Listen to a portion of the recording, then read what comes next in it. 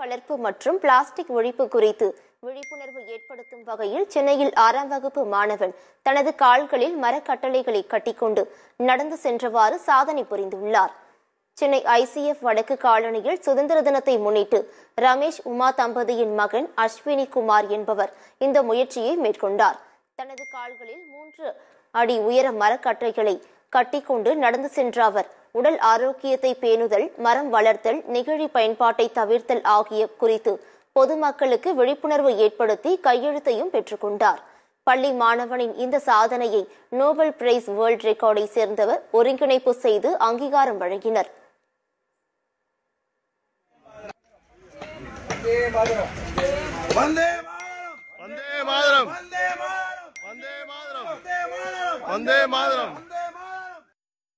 வெட்டி கட்டி